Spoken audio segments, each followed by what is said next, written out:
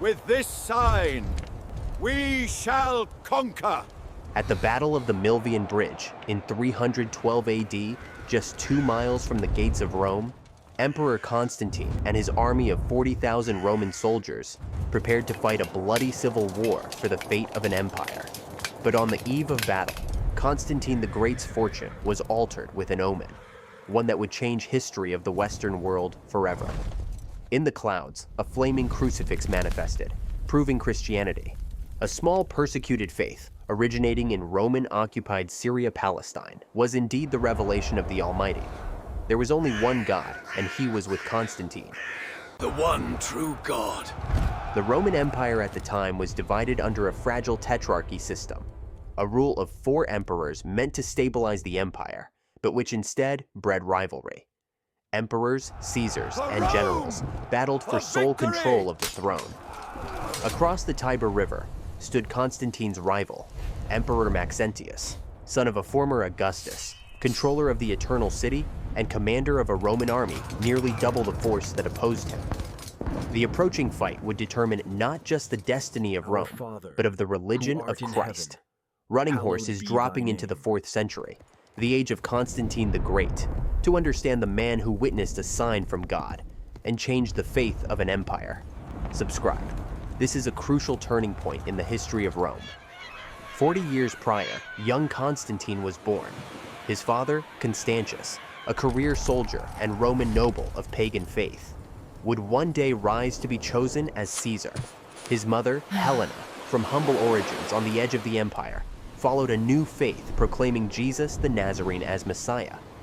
Constantine grew up between 2 worlds, the old gods of Rome, honored by his father, and the quiet, steadfast faith of his mother, later to be named Saint Helena.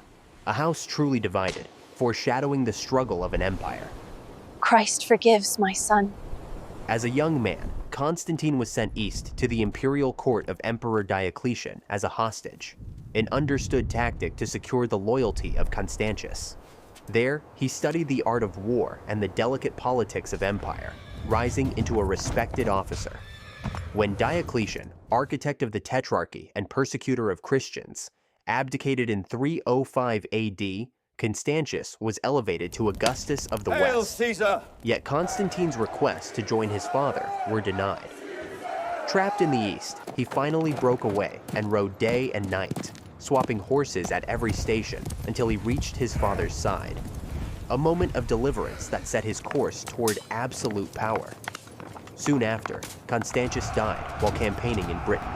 In 306 AD, the legions lifted Constantine on their shields and named him Caesar.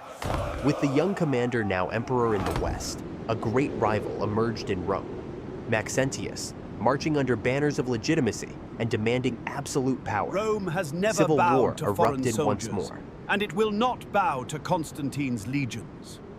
Constantine fought campaign after campaign, carving his way toward Rome. And now, in 312 AD, the final confrontation approached at the Milvian Bridge.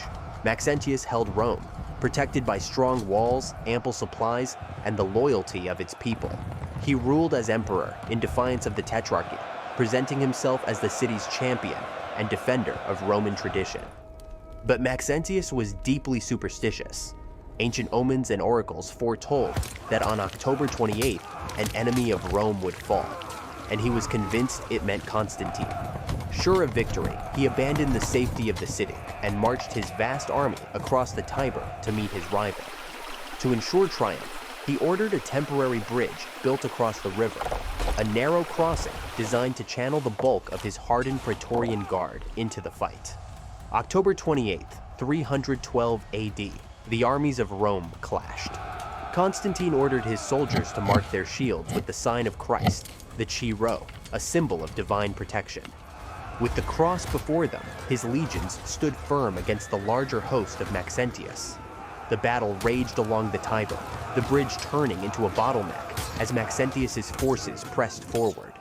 Discipline met chaos, and Constantine's cavalry drove hard, breaking the enemy lines. Panic spread through Maxentius's ranks as retreat turned to disaster.